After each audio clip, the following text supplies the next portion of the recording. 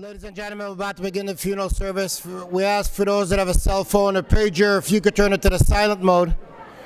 We also ask if you're standing to please be seated. Hey, you can't hear?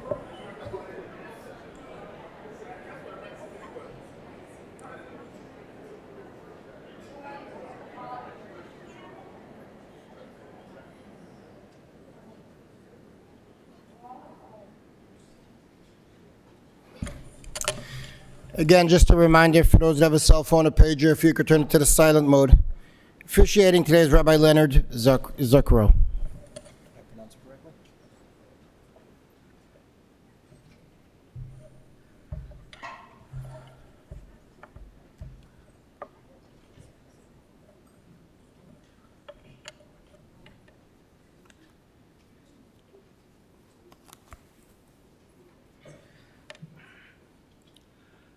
Before we actually begin the service, I'd like to ask the family to come together. Anyone who has a Korea ribbon to come right over here, please.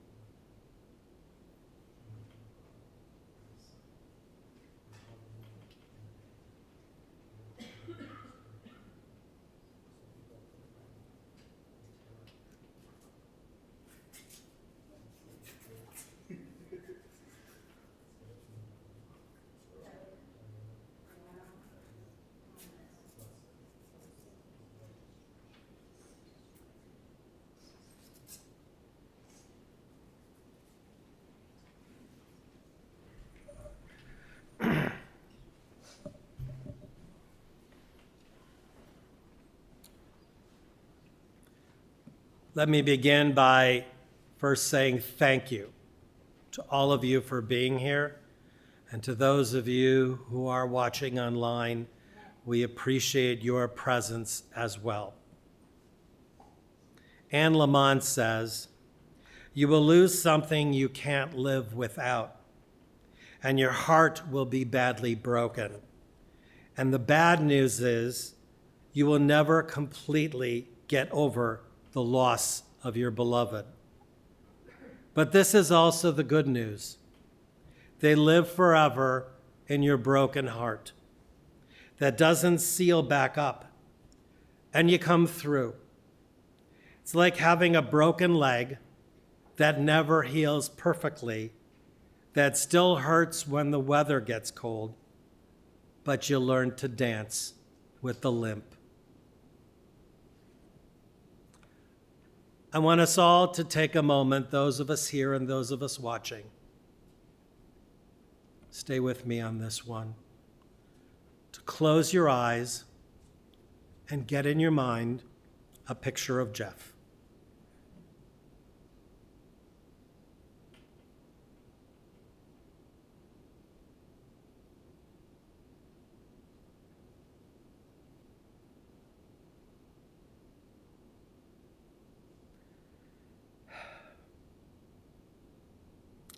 Psalm 126, verse 8 says, those who sow in tears, will reap in joy.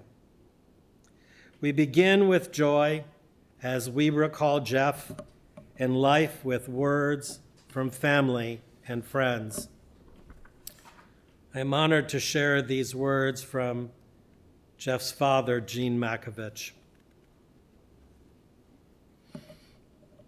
By any stretch of the imagination, this is an extremely sad day for everyone here. For me, it's the saddest day of my life. I lost my son. True, we have gathered here to pay respects to Jeff, to review his life and discuss his legacy. Obviously, all of us knew and loved him in a different way. As a husband, a father, son, brother, family member, friend, colleague, musician, and tennis partner. Jeff was a very special human being who was able to see the unique quality and goodness in people. In addition, Jeff had a different attitude toward life. He was always optimistic, a positive thinker. He stayed positive to the very end.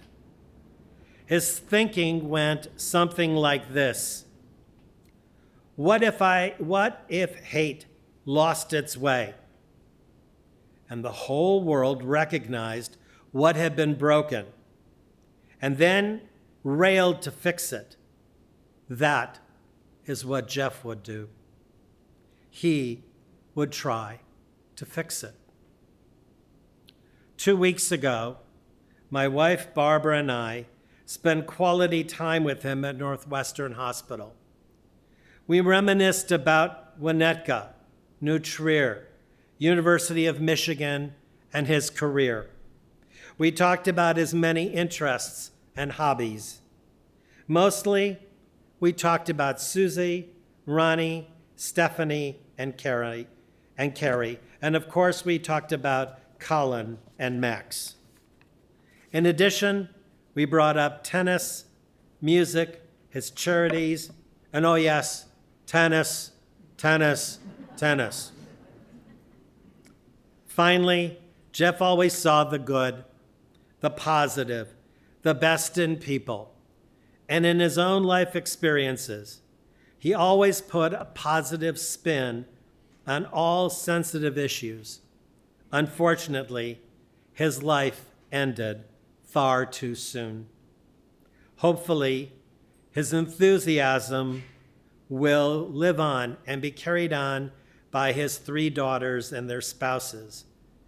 The world lost a sensitive, positive, and thoughtful human being. Jeff will be missed.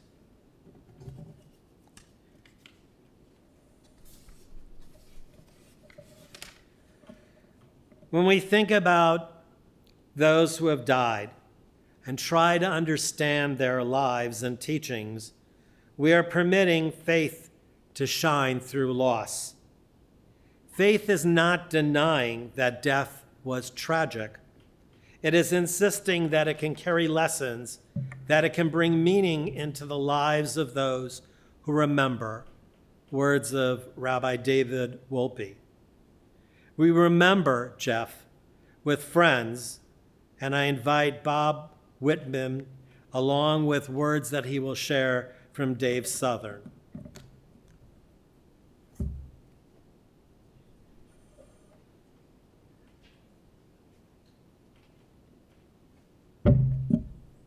Thank you, Rabbi.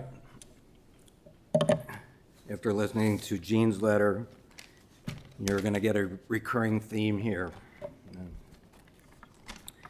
And I greatly appreciate the opportunity to speak for me, Dave, and friends. I just got these readers. I think I need them. Ronnie, Steph, Carrie, Colin, Max,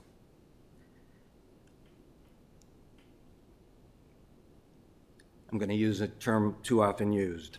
You are rock stars. You have suffered so much, and yet you have displayed an unbelievable amount of courage, strength, and positivity. If there was a template as to how to deal with tragedy, I would strongly suggest looking at Clan Mackevich and Love and Shapiro. To paraphrase a recent email sent to you, the way you are supporting and helping each other is quite moving. I know that both of your parents would be extremely proud to see you in action. And I added, and if they were here, they would say, of course they are acting like this. We raised them. We're Mackeviches. One of their great pleasures, your moms and dads, was telling us about how they were traveling with you and traveling to see you. I remember Jeff several times saying, yeah, I'm going to New York to hang with Ronnie. Yeah, I'm going to LA to hang with Carrie. Yeah, I'm going to see going to see Steph and Colin in Vermont, in San Francisco, in Vermont. But my goodness, when he told me that Colin and Steph were moving to Chicago, I think we could see that Macker's goofy smile and glint in his eye over the phone. And sorry, Steph, I think you've inherited the Mackevich DNA. I'm up here representing the boys, the New Trier gang, and as a member by proxy of Dobro, my role, the groupie, occasional roadie, and as a small, very small person trying to purvey the alcohol for the after concert. Dobro, the Chicago-esque rock and roll band that was a New Trier high school staple that Jeff was a member of. Weddings, bar bat mitzvahs, classic battles of the band, Christmas parties, and the unforgettable nights at the Glass House in Winnetka Community Center, April 19th. I forget what year, guys. As it turns out, it's my wife and my anniversary as well. So boys, I hope I do justice in conveying what we have all been thinking and expressing to each other these past several weeks. Where's the time gone? A bromance that goes back 50 years. If someone were to ask, when did you meet? How did you meet? Where did you meet? I would fail miserably.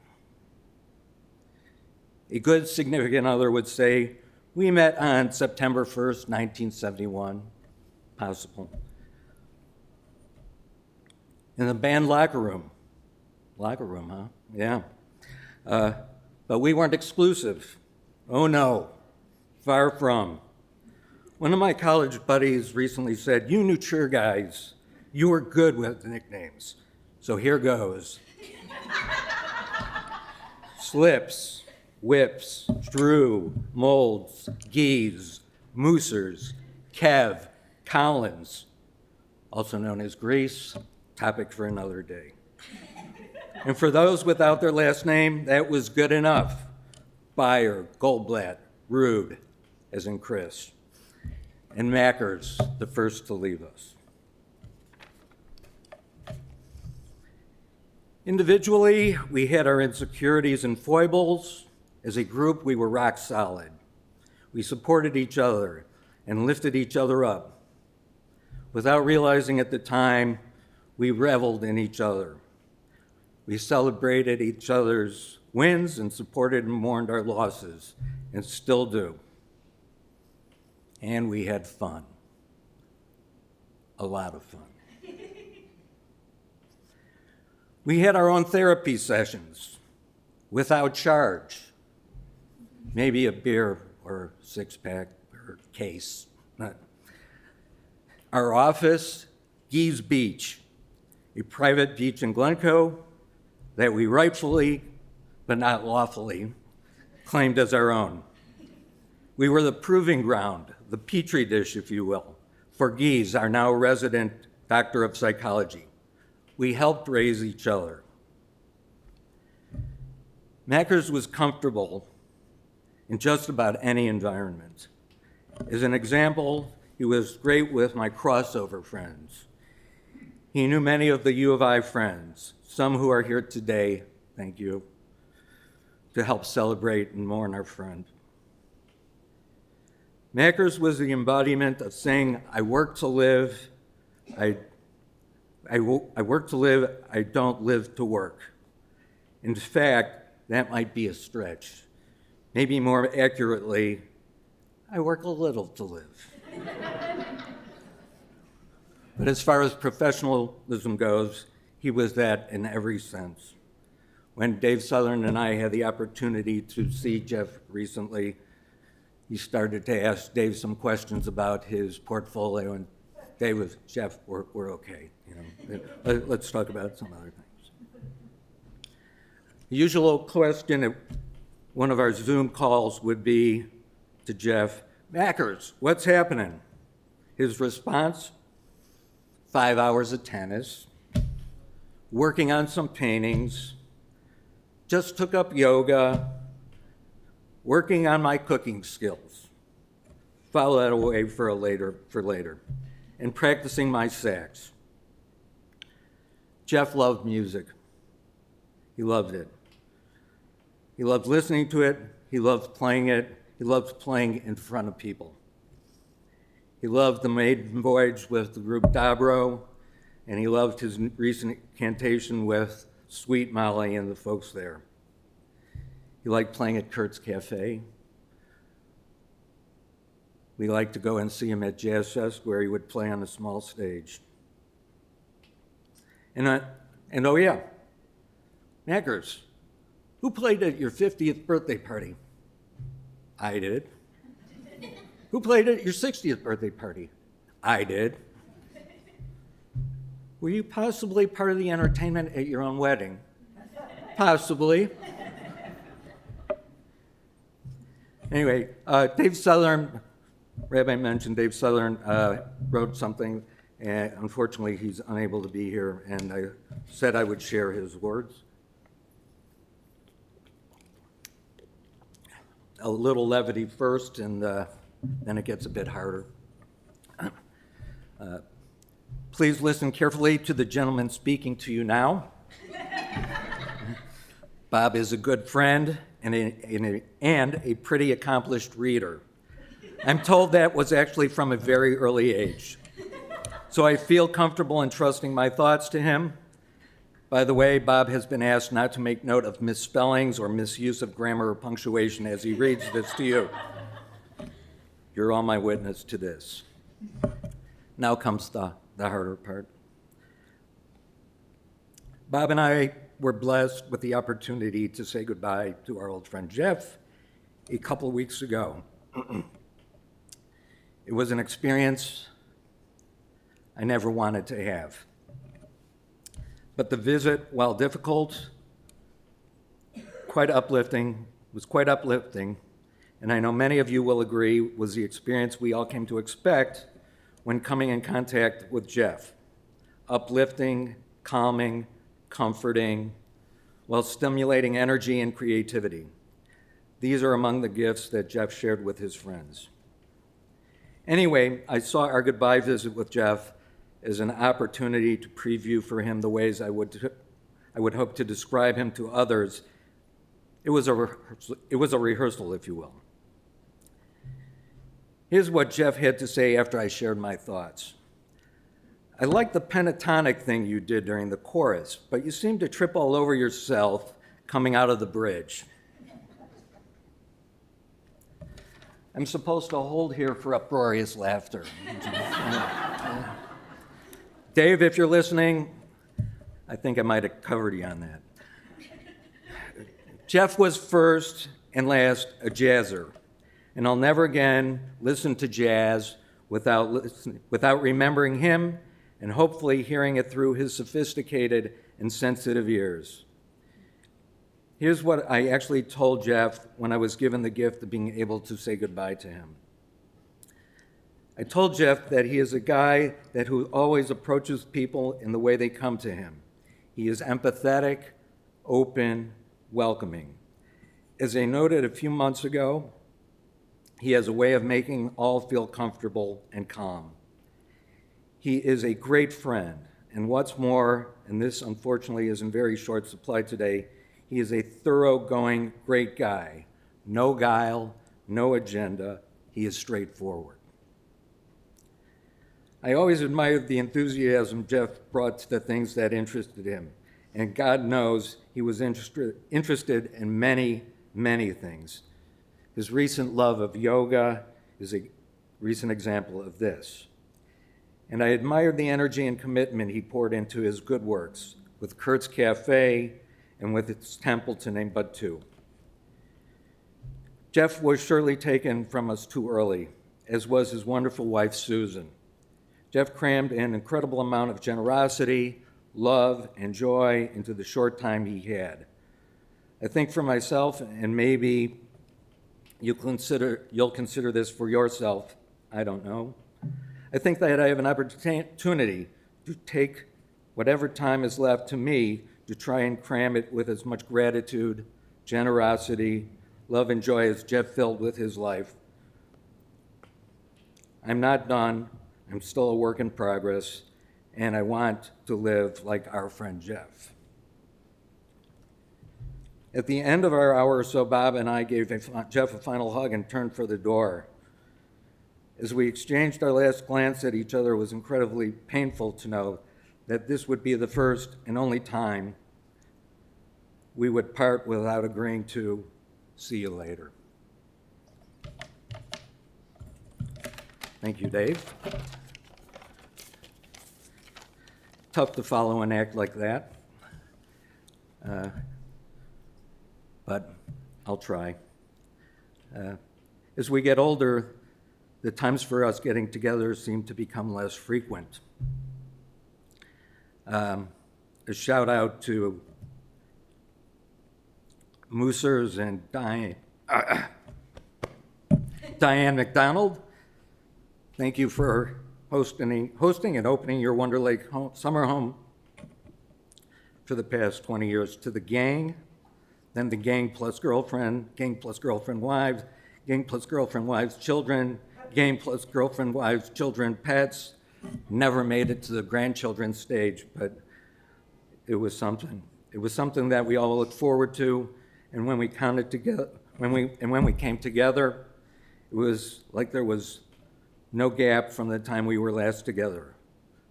Wonderful memories that we all have cherished. I think we have some pictures to share too. Lastly, Geese, Dr. Gilo, John, Gaio, thank you for telling Mackers that he was hosting the reunion. Our last time as a group together in September 2021. Being that he's a psychologist, he probably didn't say, that's how I heard it. He probably said, why don't you think about... In typical Mackers fashion, his response, absolutely, of course. There are 5 bedrooms, and I've got the menu covered. I've been practicing my cooking skills. It was a weekend, a wonderful weekend. We will never forget. And we will never forget Mackers. Thank you.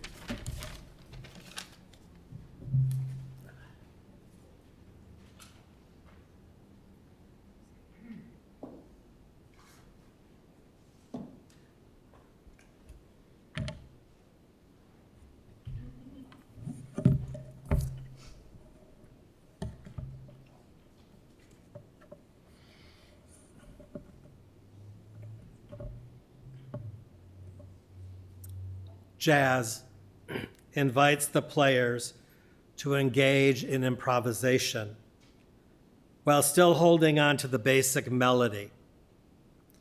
The players anticipate what each other will do when they begin their riff on the theme.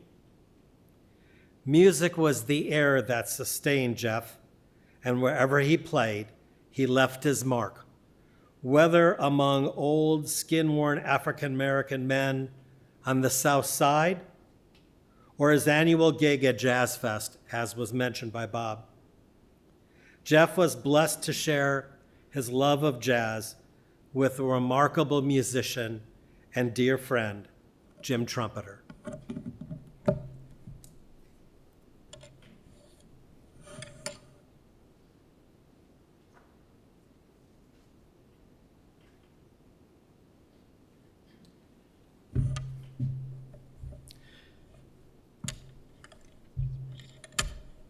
This is going to be difficult.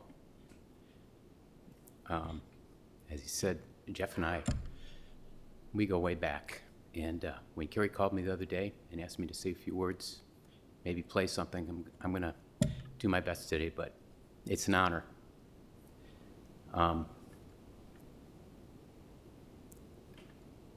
When I think of how we met, when we met, I was actually in junior high school. I was in 8th grade, and Jeff was at New Trier in this famous band called Dobro.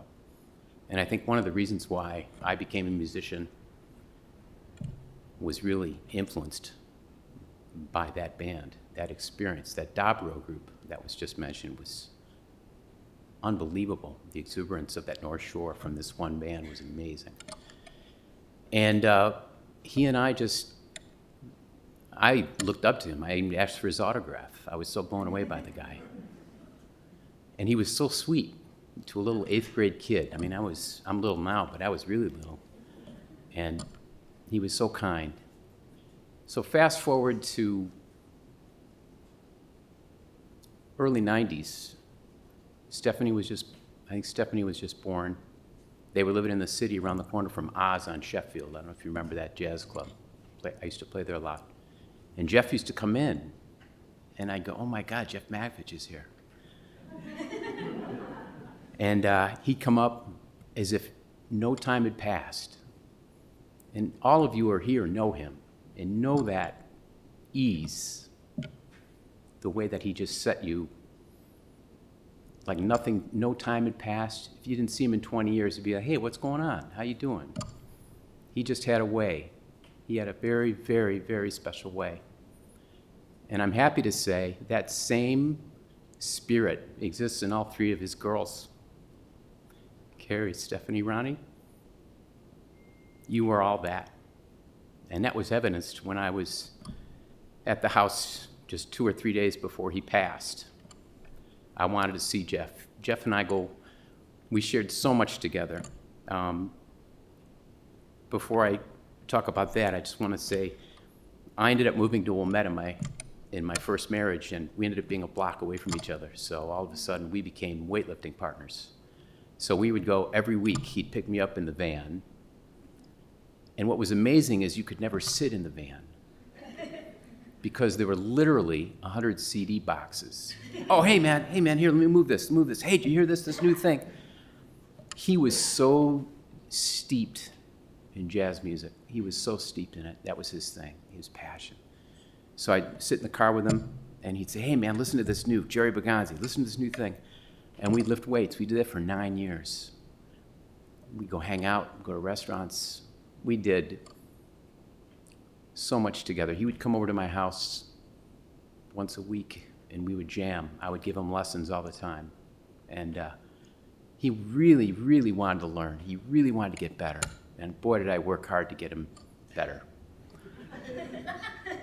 I was frustrated at times. I'm like, dude, man, you got to work on your sound, man.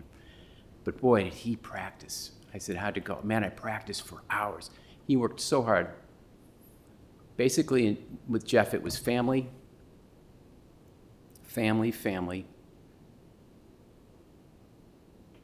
tennis, jazz. Basically, that was it. And he really took it seriously. And he did 3 CDs. He was performing gigs, and he was wonderful. He was an amazing, amazing talent. But he had to work hard at it, I'll have to say. So 3 or 4 days before he passed, when I got the call, Ronnie said, hey, Jeff would like to see you. Where do you begin? How do you take 30 years of a friendship? He was heavily sedated, but at peace. He was calm, but you knew the end was near. And I just said to him, I love you. You're one of my dearest friends.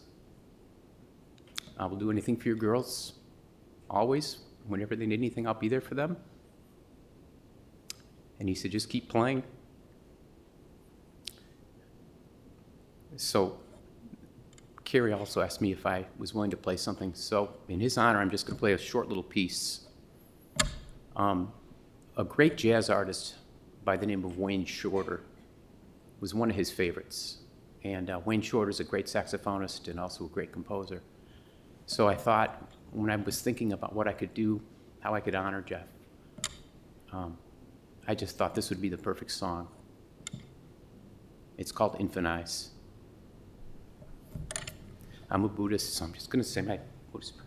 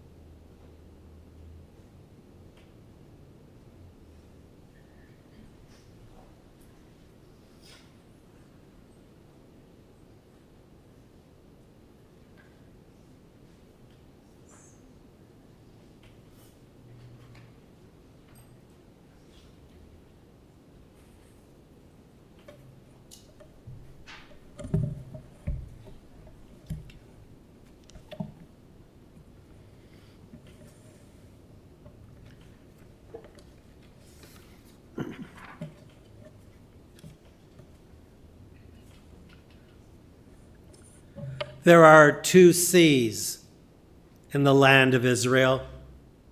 One is fresh, and fish are in it.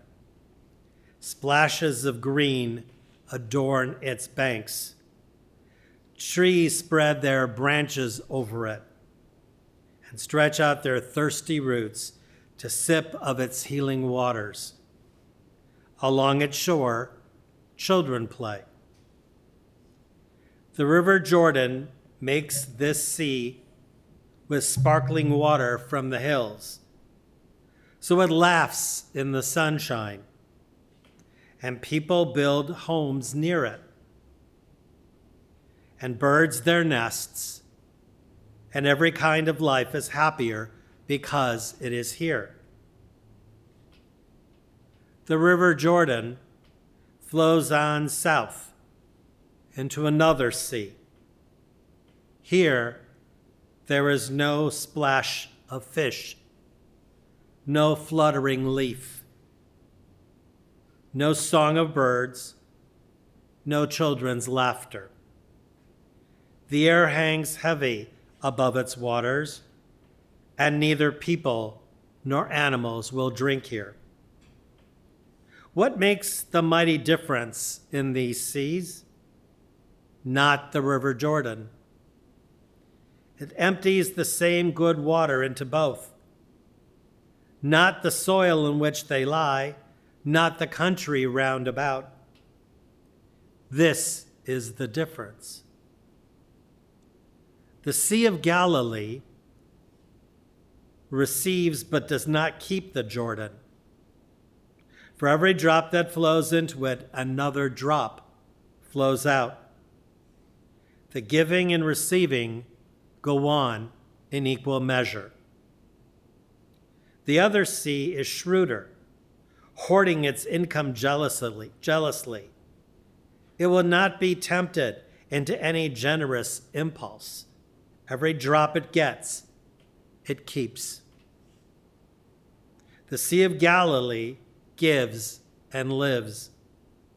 This other sea cannot sustain life.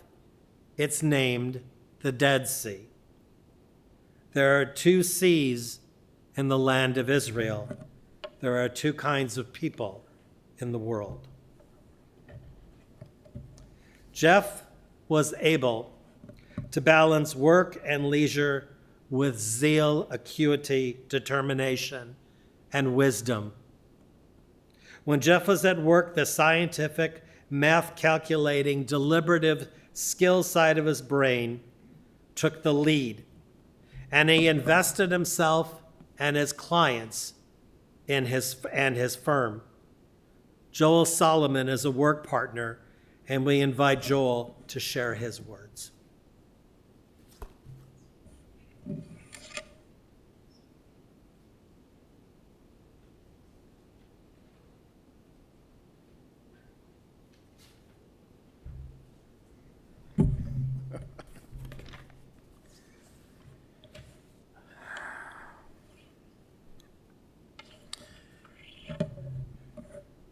We have lost a Renaissance man, Jeff Mackevich. I would like to thank the daughters, Ronnie, Stephanie, and Carrie, for asking me to talk about Jeff and his professional career while at Rothschild. Jeff contacted us late in 2011 about becoming a member of the firm. Dick Carger, our CEO, arranged a program where ultimately Jeff became a shareholder at Rothschild. Jeff regularly and consistently expressed gratitude for the way in which Dick dealt with him, supported him, transferred him into the firm, and throughout his career was a great source of support. Jeff flourished professionally. The rabbi said some beautiful words about mathematical, strategic, serving his clients, and he was well suited to his purpose with us. His extensive list of clients represented diverse interests, including art, music, tennis, journalism, varieties of business, company ownership, and union representation. Uniformly, his clients have described him in terms of deep and involved friendship involving both Jeff and his family. His level of contact and interest in providing financial education has frequently been mentioned by these clients. He was highly regarded at Rothschild, often relied upon for senior level expertise, particularly involving his extensive experience and familiarity, whatever, about insurance. I will be hearing about that from my family.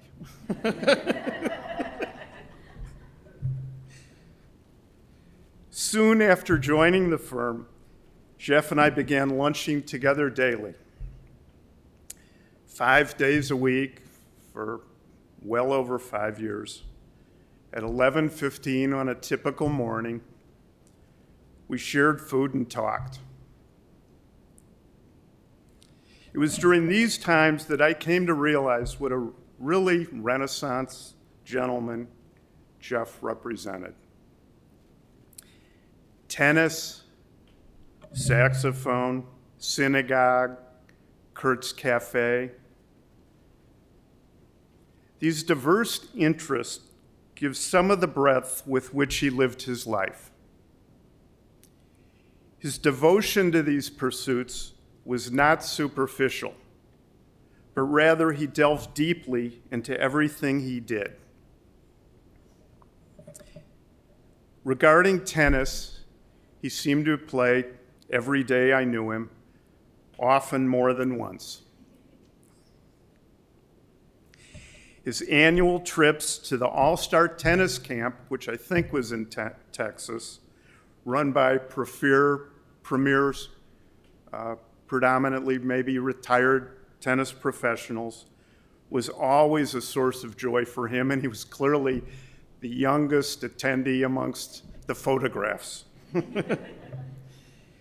Many attending today knew Jeff through his many associations involving tennis. Concerning his being a professional saxophone player, I know Jeff played at a Highwood venue because we saw him there. He also played in the band shell at Grant Park, which placed him in a particularly rarefied category for a receptionist we had at Rothschild. He played a wedding near Denver last year, and he also enjoyed attending last summer's Winnetka Music Festival, sitting in the VIP section, and jamming later that same day with fellow professionals in Wilmette. He even performed at a Rothschild Christmas party with some of his band friends who joined him to provide entertainment. Before, during, and after his beloved Zuki's passing, we often talked about synagogue matters and how he enjoyed temple affiliation. He spoke of his responsibilities managing the ushers, which he enjoyed and took seriously.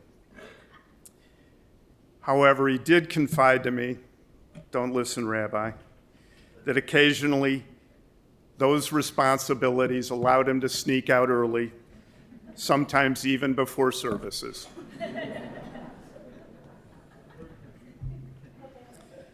Regarding philanthropy, he most recently devoted himself and his energies to benefiting Kurt's Cafe, which serves at-risk Evanston high schoolers. When he took a 6-month sabbatical from Rothschild years ago, he became involved with Kurt's. It served his purpose and he served theirs. He served as treasurer, raised funds, assisted with grant, lease, regulatory filings, and generally added expertise and his energy to the organization. Then, when he returned to Rothschild, he continued devoting substantial time to the organization. He became significantly involved in their expansion to a second location in Highland Park. He also, on occasion, had his band perform, as you would expect, at many of their benefits. Finally, Jeff is a family-oriented person.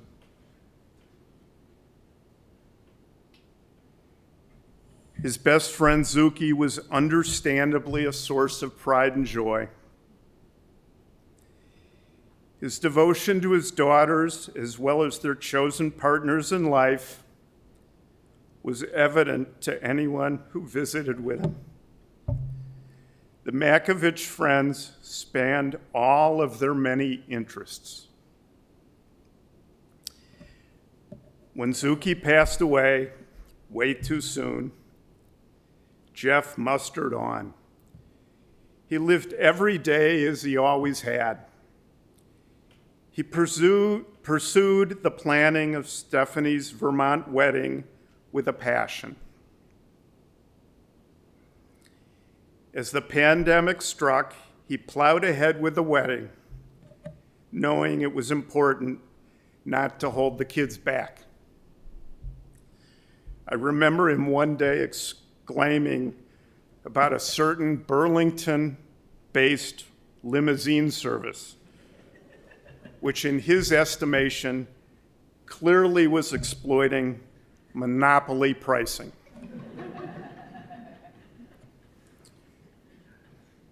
His winter escapes to Palm Desert always involved his father, whose words earlier today were beautiful. And trips to see Ronnie and Carrie was something he prized. Jeff was a friend, confident, sounding board, and true partner to me, all of us at Rothschild, and everyone who knew him. He is missed.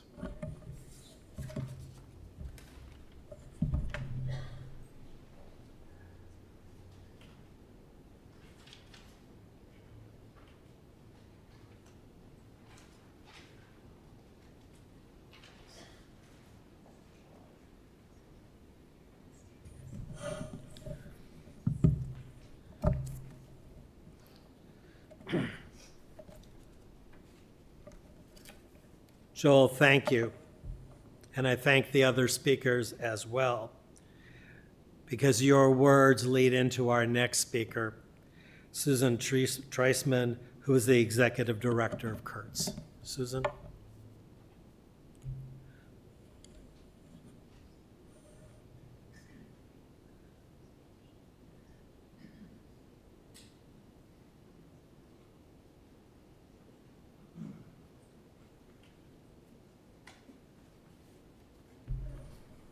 Thank you so much, ladies, for inviting me to speak today. I'm so honored.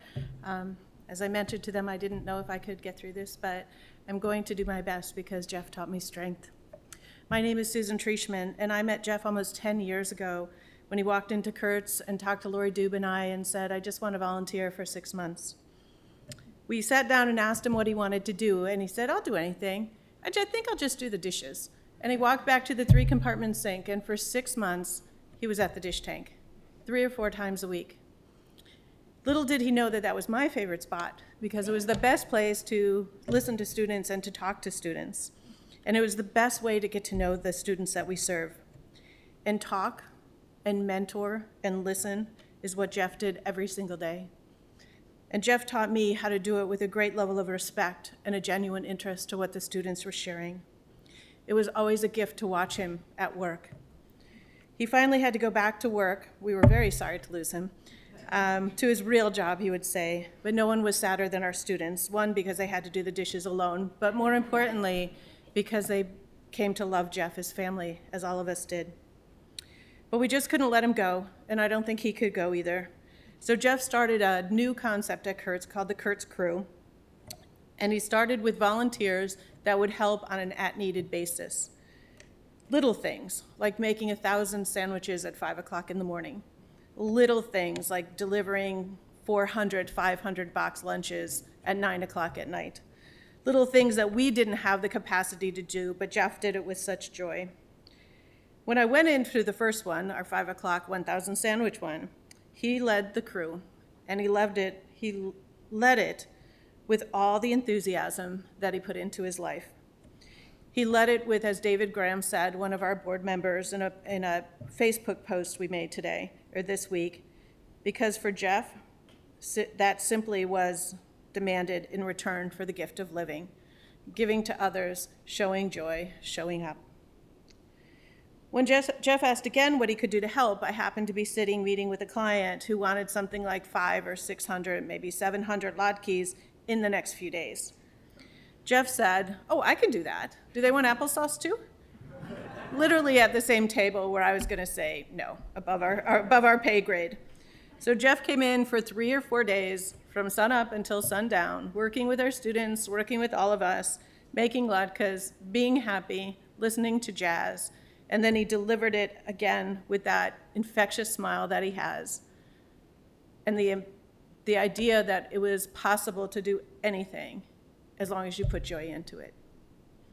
And they tried to order again the next year, but I said no. As a few people mentioned, when we had any event at Kurtz, you could hear the entire team say, "Oh, let's ask Jeff. That'll make it perfect. That'll make the event." And every time we asked, he did it. Boy, could he breathe life into that instrument and make everyone listen and learn to love jazz as much as he did. When the girls called me to tell me the news, I was actually listening to saxophone jazz on the radio, which I never did before, holding Jeff in my heart that day and making sure that he knew how much we all loved him. And last but not least, when Jeff joined the board, he brought that same amazing energy to our 7:30 a.m. meetings. I always tried to sit next to him in hopes that his energy and look at life would pass on to me. We would sit together and we would share a half of a scone because we both were trying to get healthy. And then we would share another half of a scone because we wanted to be happy. One of the things the team at Kurtz Cafe wanted to offer you beautiful women was that free scones forever and ever to all of you. I brought a scone to Jeff when I was able to see him 4 or 5 days ago before he passed. And I knew he couldn't eat it, but I brought it so he could smell it because it had just come out of the oven. And before I even left, the girls had cut it up and were eating it. So I know it's a family thing. He kept our meetings so joyful, which honestly at 7:30 in the morning is not easy. And his attitude always focused on the possible. And in order to keep this short, I just wanted to share that we're all at Kurtz Cafe miss Jeff so much, the man he was and the memories he left all of us. I personally owe Jeff a debt of gratitude for always being in my corner, lifting me up when I was falling, sharing his stories with me, always about the girls. And might I say, you are the strongest women I have ever known, and I admire all of you so much. Your parents would be so proud. Jeff was always there if I needed to talk through something, and he never judged me but he did hold me to my best self at all times. We're teaching our students to form a board of directors for themselves, filled with people that hold them accountable to staying true to themselves and what they are capable of. Jeff would be the head of my board, always. I'll leave you with something that was shared in a donation sent to Kurtz yesterday in Jeff's honor by Rhonda G., which truly speaks to something Jeff may have said. May your memories be a blessing. Thank you, Jeff and ladies, for always being a blessing to me and to all of us at Kurtz Cafe. Thank you.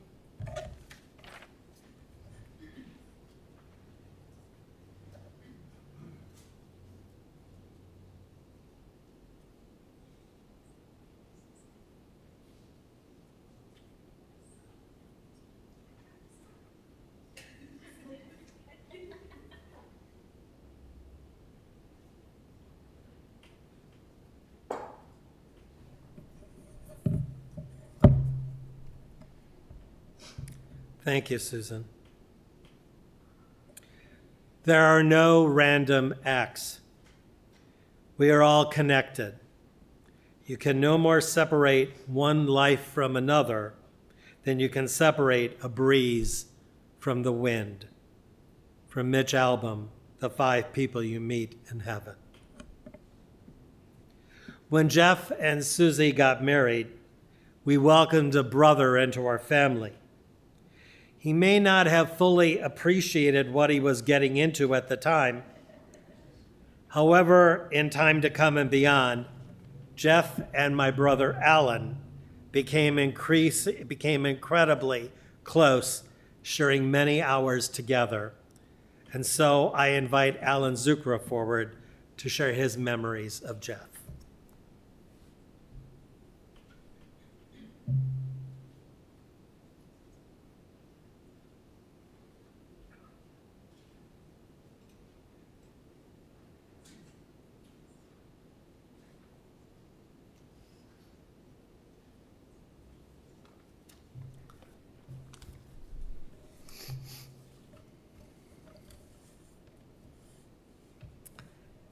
When I was in the 8th grade, my sister Susie was a college student at the University of Wisconsin in Madison, Wisconsin. Occasionally, she would invite me to come up and visit on a weekend. As a 13-year-old, this was very exciting. Taking the bus from Milwaukee to Madison, visiting a new city, and Susie saying, "We can do whatever you want." Well, just being together was great, and not having our parents around was really cool. We went to movies, ate pizza, hung out, and did a little bit of homework. Susie eventually graduated and moved to Chicago, and the occasional weekend visits continued. First, I went to the suburbs, then to the city. During one of those visits, I don't remember when, I don't remember where, she said, "Later on, we're gonna visit a bar. There's a guy there I want you to meet." Well, okay. Now, Susie had done a lot of dating, so this was likely to just be another pretty face. And then I met Jeff.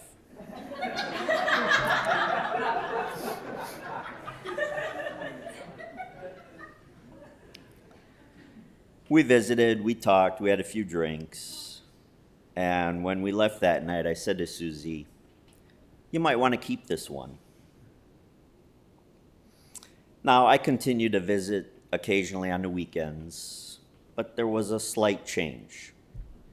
You see, I got to know Jeff a little better, and I was no longer coming to Chicago and staying with Susie. I was hanging with Jeff at his place. I'd bring my best jazz albums, a film container that had no film in it.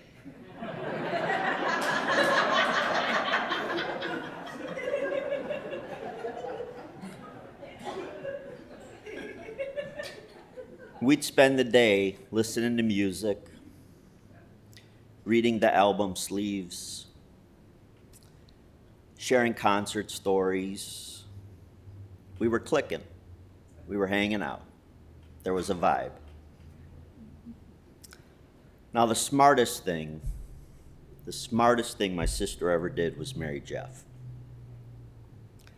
And my weekend visits continued with both of them. I'd come down, we'd hang out, and by night, Jeff and we'd be going to the clubs, listening to live music, and enjoying each other's company. We got to know each other better. You all know that Jeff was a big tennis player. I don't play tennis, but I'm a big sports fan. And I love going to live sporting events. So to me, it was only natural to say to Jeff, "We should go to New York, go to the US Open." "Nah, I want to watch it on TV." "What? Come on, tennis all day, jazz all night?" What could be better? Okay.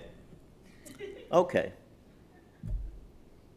When I saw some cheap flights to London one time, I thought Wimbledon. This'll be it. Nah, London's too expensive. Okay. Okay. Fast forward, one day I get an email from Jeff. I open it. Hey dude, want to go to the US Open? What? Are you kidding me? Turns out he became a USTA member in order to enter a tournament, and USTA members got first crack at tickets. Now he wants to go. This was so Jeff. Man, we did go, and of course we had a blast. And it led to many other tennis trips in the years to come. The two of us. Road trips, plane rides, watching tennis, drinking, eating, drinking while watching tennis. Special times together. Just the two of us. I now know how precious those times were.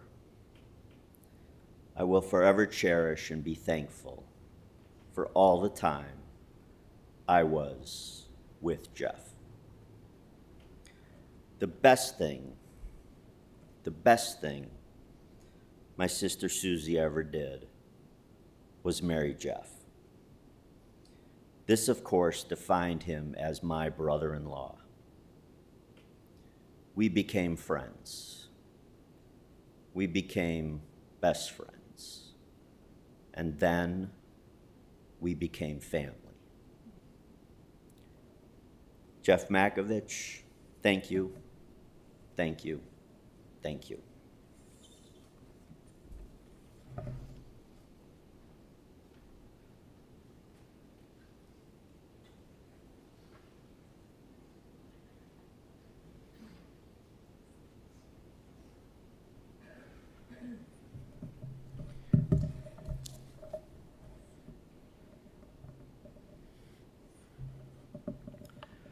My first pulpit was in Pensacola, Florida.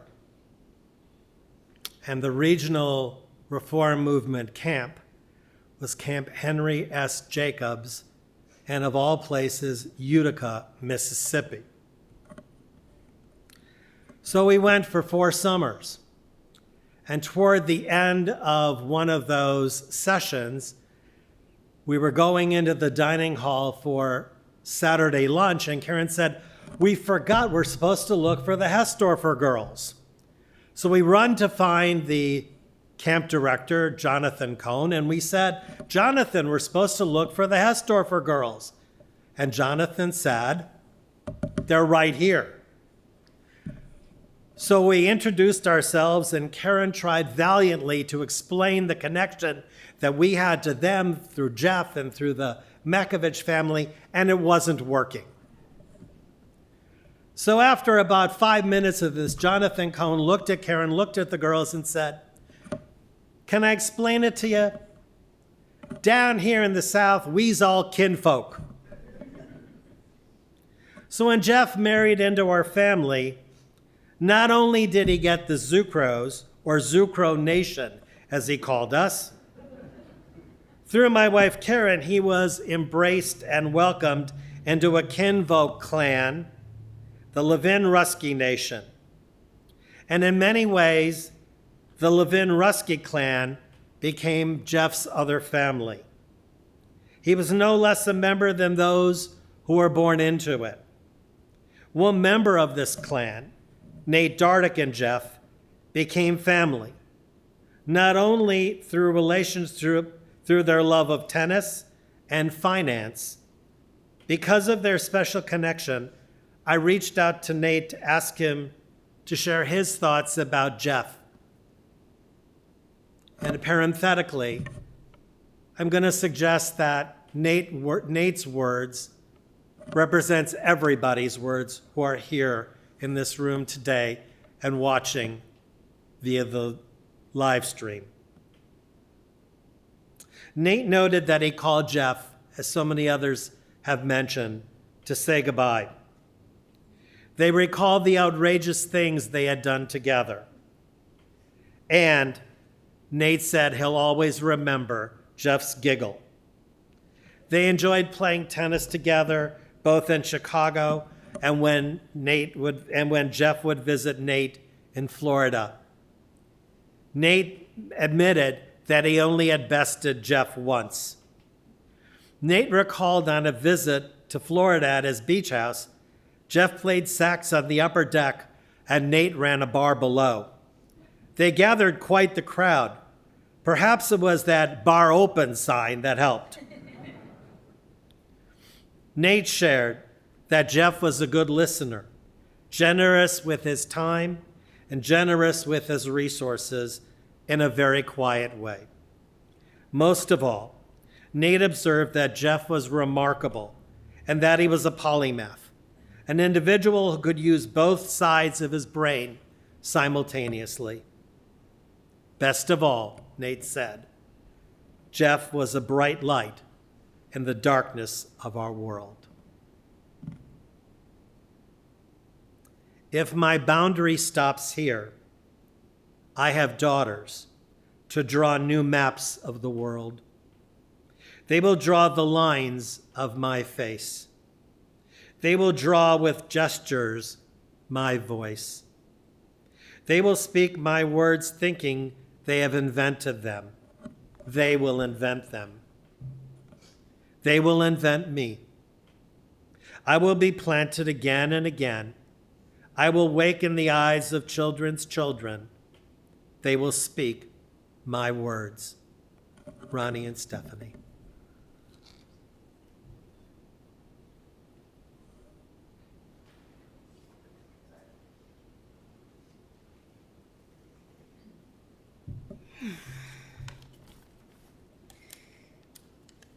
All right. Hi, everybody. For those of you who don't know me, I'm Stephanie. I'm Jeff's middle daughter. And as you know, Dad loved many things, but he could be very stubborn. For example, he hated dogs. Always. He would have said to Mom that if she ever got a dog, he would leave right away. But if she cheated on him, that'd be fine. They could work it out. When Mom got sick, my brother-in-law, Cody, brought our dog, Cooper, from Vermont to his house in Pennsylvania and then eventually to Chicago, just in time for Mom's final week. A dog lived in Dad's house for the first time in his adult life. He knew that when it came down to the toughest times, there's always a chance to open up and try something new. Through adversity or calmness, he lived this way. He opened himself up and went on dates. He took art classes. He made more time for his daughters. He lived. A few weeks ago, when everything about Dad's cancer was more and more clear, my husband, Colin, told me something that really stuck. He said oncologists he works with struggle with the term fighting cancer, battling cancer. It implies a winner and a loser. Rather, instead of fighting cancer, we asked ourselves what we're fighting for. Dad could have fought for more time. He could have stayed in the hospital. That would have extended it a little bit. But instead, he chose quality time with us. We are who he was fighting for. So we went home, and we had the most calm, wonderful week that we had had in months. It's never too late to learn why you fight in adversity. There's always room in your life for love, old and new. And you may surprise yourself when you open up and experience something you swore against and you thought you hated. My dog, Cooper, snuggled on Dad's legs in his final days because he chose quality time with his family, and it made him really happy. And Dad ended up loving Cooper. And we loved him too.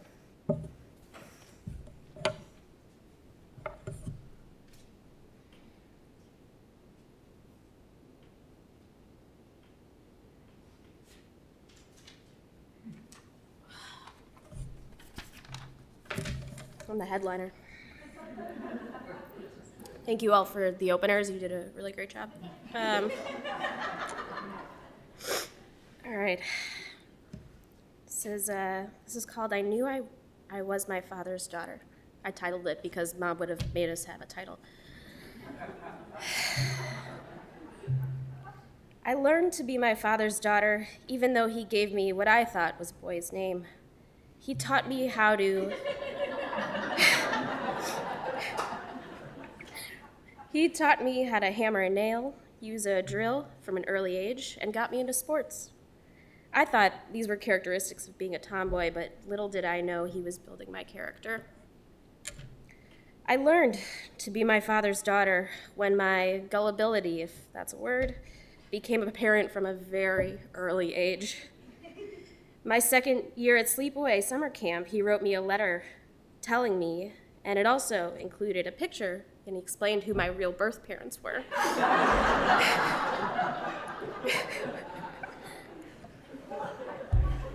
The picture was taken at Walt Disney World with the chipmunks, Chip and Dale.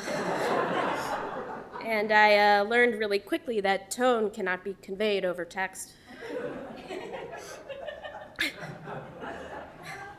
He also, knowing I did not like spicy foods, picked me up from soccer practice with a Subway sandwich that he always had for me. However, to his glee, he failed to purposefully tell me it was loaded with jalapenos, and he just sat back and enjoyed the entertainment.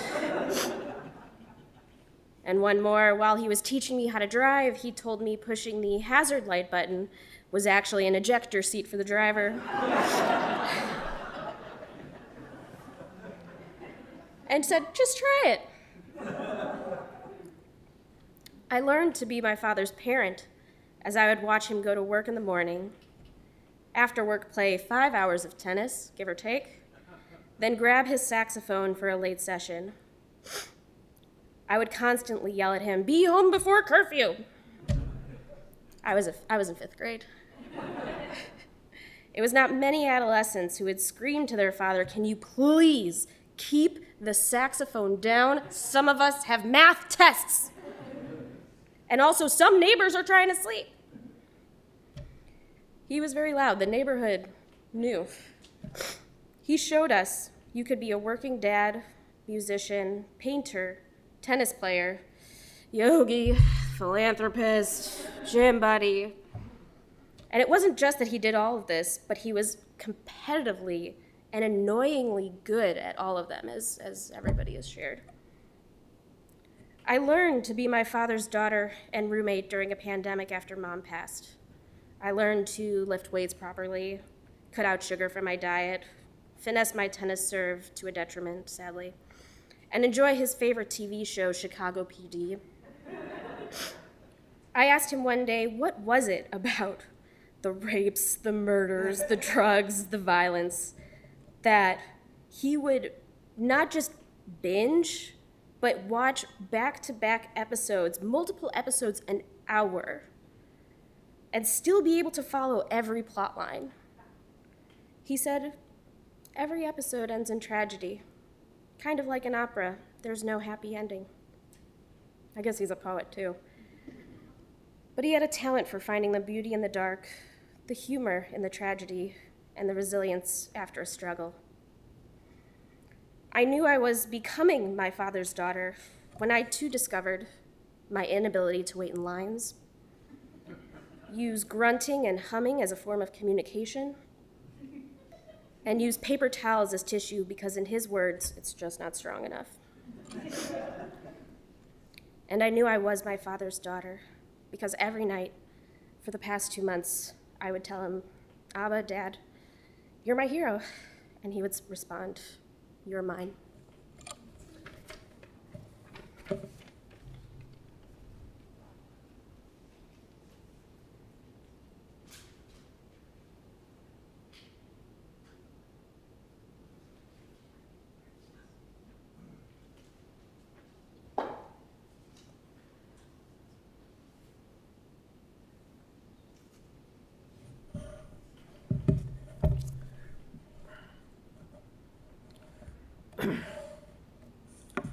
a story, The Saxophone Player. 2, Chicago City Council, from Rabbi Bob Alper. Subject, nickname. Ladies and gentlemen, I had the pleasure of visiting your delightful city during a December weekend and spent some time among the throngs of holiday shoppers strolling the elegant, magnificent mile. As I approached each intersection, it occurred to me that it may be time to change your town's nickname to one that reflects a typical visitor's impression. Instead of the Windy City, why not call Chicago the city of really annoying saxophones? Clearly, Jeff Mackevich would take umbrage with such a distinction for his town and his horn. However, there's more to the story, and hint, hint, the story will bring redemption to this unkind tag for Chicago. Rabbi Alper continues, it happened on a Saturday night in Manhattan. I had officiated at a wedding in the financial district and was riding the subway uptown to my cousin's apartment where my family awaited me. The swaying car was half full with the usual New York assortment of ages and races and ethnic backgrounds. Readers, sleepers, loquacious teenagers, and a pretty boring-looking guy, me, in a suit and tie, all bouncing along minding our own business. He entered the car through a connecting door. He was most likely in his 20s. It was hard to tell his age or even see his dark brown face beneath a full head or long orange-brown dreadlocks flying out in different directions. He was carrying a satchel in one hand and a very large saxophone in the other. He stopped right next to me, Rabbi Alper continues, the horn of his sax next to my ear. He began to play. Surprisingly sweet music, mellow, plaintive, and evocative. No, it was horrendous. I had hoped for an undiscovered Kenny G. Instead, we were treated to a woodwind version of Canada Geese en route to Fort Lauderdale. The shrieks of the instrument filled the train, and passengers looked at each other, telling stories with their eyes. Feeling captured in the subway car, the song concluded dramatically with 3 outrageous shrieks. When he finished playing, he reached into his sack and grabbed an empty Maxwell House coffee container, and everyone in the car held their breath, wondering what would come next. With the slightest nod of his head and an almost imperceptible grin, the saxophone player called out just 5 words in a lilting Jamaican accent. Money makes me go away. Here's what happened. People laughed. The books and newspapers and other shields fell into laps. Change purses and wallets opened willingly, and the coffee can was soon brimming with green as the musician completed his circumnavigation of the car. Stranger spoke to stranger, extolling the brilliance of our shared drama and its orchestrator. For 45 seconds, we were a special community, astonished, smiling, relaxing, intoxicated with the unexpected joy for a most unexpected source. In a way, this is our Jeff. Sometimes he would shriek if the chart called for it. Most of the time, his sound was sweet, mellow, clear, and it drew a crowd. Today, it drew a crowd because Jeff drew us here. Our love for him brings us here. How fortunate are we to have known him in whatever way we did. We are blessed. And oh, how we miss him, and we'll miss him so that now we sow in tears. In the days and weeks and even months to come, I invite all of us to share our stories of Jeff. And in so doing, he will remain alive in memory. And in so doing, we will find comfort. Remember at the beginning of the service, I asked you to find a picture of Jeff in your mind. I ask you to do so again. To see him at his best, that smile, that big Jeff smile, that impish grin, that wonderful laugh. My bet is that is how Jeff would want us to remember him. We are blessed to have known him, and we are better for it. A bright light in the darkness. Shine on for us always. Let me conclude with a reading from Rabbi Karen Kadar. What shall you do? Work yourself to distraction? Distract yourself from work? Better the middle way. Eat and enjoy your food in the company of friends. Work and enjoy the capacities of body and mind. In this world of seeming separation and divided minds, there is no escape from impermanence. Do not build a fortress against loss or lay siege to eternity. Rather, open your eyes to the wonder of fleeting and make each moment an opportunity to do what needs doing. Your days are few, and you cannot know which will be your last. Appreciate the moment. Sharpen your mind. Live with attention. Live without expectation. And let sorrow and joy take care of themselves. Please rise for the memorial prayer.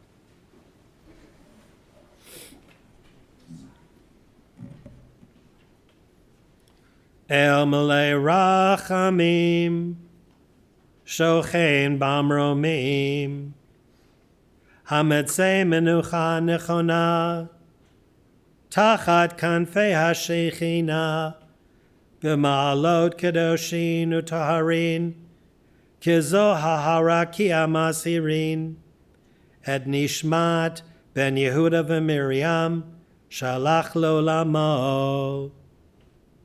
Began Eden Tianen Menuchato, Ana Bal HaRachamim, Hastirehu Beseter Kanafav Leolamim, V'yitzror B'yitzur HaChaim Et Nishmato, Adonai Hu Nachalato, V'yanuach Bashalom Al Mishkavo, V'nomar, Amen.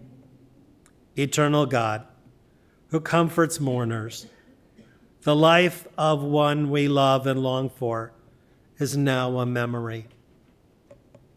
Although our gratitude for that precious life is great, our anger and misery over the loss can sometimes overwhelm us. Yours, Adonai, is the fountain of life. By your light do we see light. Illumine our darkness. Send us comfort and consolation. Help us to embody the worthy qualities of our beloved. Grant us the determination and strength to extend that life by helping us enrich the lives of others. Thus will Jeff's presence continue among us. Thus will our family's life continue in spite of loss. Thus will his memory endure as a blessing forever. And let us say, Amen. Please be seated. The girls have it.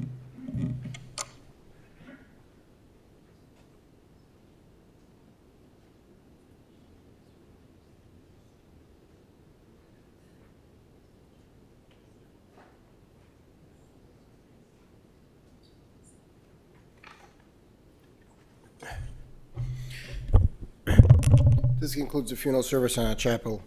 The interment will take place at Shalom Memorial Park in Arlington Heights. For those of you who will be driving to the cemetery, we'll be lining up in our parking lot. We ask to have your headlights and hazard lights on while in procession. Try not to speak on your cellular phones while driving in procession. At the conclusion of the interment, the family will be sitting at the Mackevich residence, 54 Crescent Place in Wilmette, where they'll be there today for the remainder of today, and Sunday and Tuesday from 4 to 8 p.m. If we can have everybody please rise, and for those that have been selected to act as pallbearers, come forward.